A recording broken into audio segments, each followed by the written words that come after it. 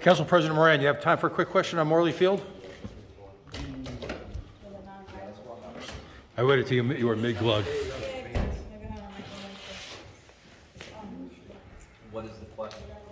Well, according to our reading of the memo that we received from the Department of Environmental Management, they were actually quite clear that they wanted the property capped to avoid, in their words, dermal contact with the population. Now, again, I haven't been there in 2 days. I'm going tonight.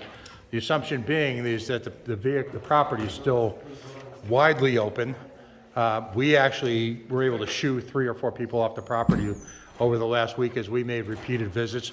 But my question is, never mind the remediation going forward, do you have any concerns that a property that at one point in time was a part of a Pawtucket sewage authority is going to, and then was used as a town recreation facility for decades, is going to actually give the town exposure in terms of health issues?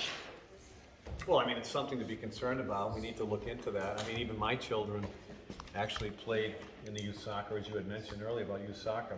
My children had played and practiced over there. I was on that field myself many times years ago when they were younger.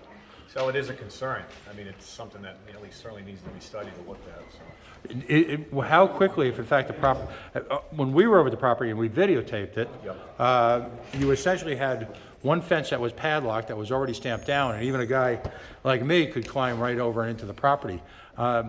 There were only 2 signs that indicated that DEM was investigating. They were far over to the left. One was in Spanish, fortunately, one was in English, none in Creole. Are you recommending at this point, are you going to tell the town that they need to put signs up in 3 languages, given the nature of the neighborhood, and that, I don't know, short of skull and crossbones, to lock down the property in the same manner that the actual microfibers facility is locked down? Yeah, that would make sense. I mean, I would think we'd want to do it in all 3 languages, and based on the composition in that area. And also, you're right, we want it to be at least secured as best as possible. I mean, where no one can gain access. I mean, assuming an abundance of caution, we would certainly want it. If it's the way it is, I haven't seen it, but if it's the way that you're describing it, that's certainly not acceptable. I mean, not acceptable at all. Right. We just, for the record, we informed the mayor Friday afternoon in person at the groundbreaking of the new firehouse. Yep. And I hope in the future this is not a reflection of the council, but I hope in the future there's a greater sense of urgency.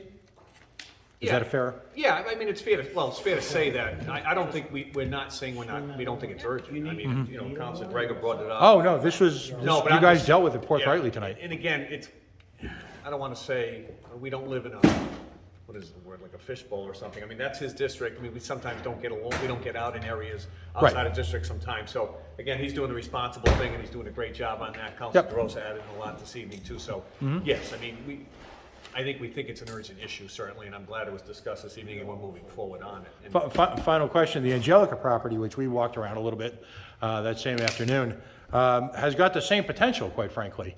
And I know in a city like Pawtucket, which is literally the birthplace of the Industrial Revolution, that it's going to be tricky to find replacement property.